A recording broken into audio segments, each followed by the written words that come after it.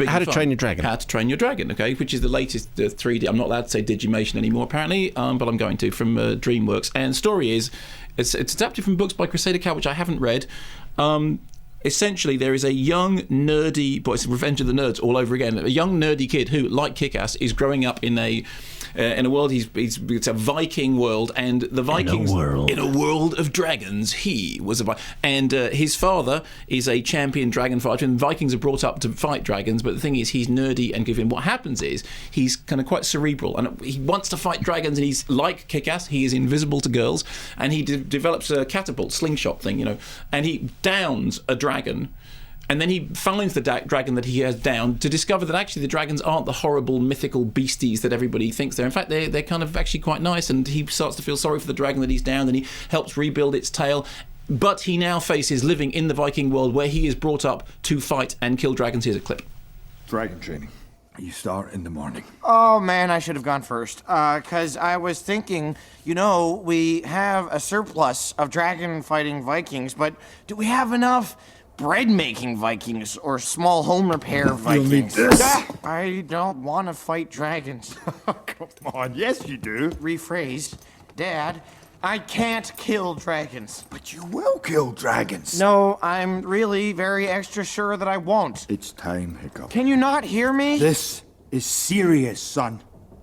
When you carry this axe, you carry all of us with you.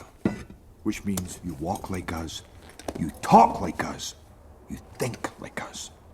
No more of this. You just gestured to all of me.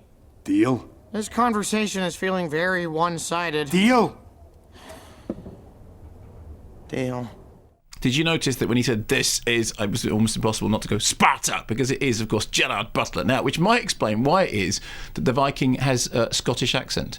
Or it may be that in the DreamWorks lore of things, because Shrek had a Scottish accent, and which was simply because Mike Myers' dad was Scottish. That's right, isn't it?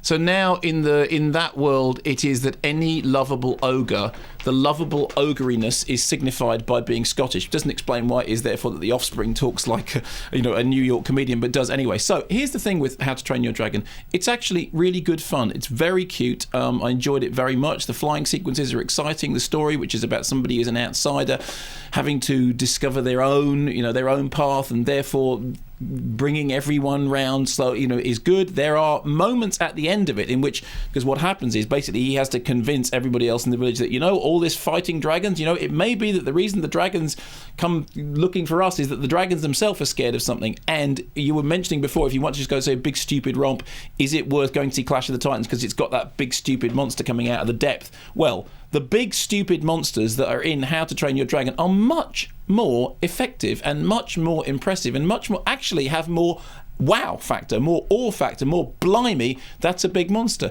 It was funny and it was engaging. I don't think it's a classic, but I think it was really good Easter holidays viewing. I think the kids will enjoy it. There are some moments in it that are sort of borderline scary, in as much as big monsters are borderline scary, but it's well put together, it's well designed, amiable, likeable, nice. It's not up there with Cloudy with a Chance of Meatballs, but it is going in that way, and certainly as good, fun, animated entertainment goes, it was really enjoyable, and I suspect that it will entertain the older members of the audience as much as the younger members of the audience, despite the fact that it is not full of creepy in-jokes.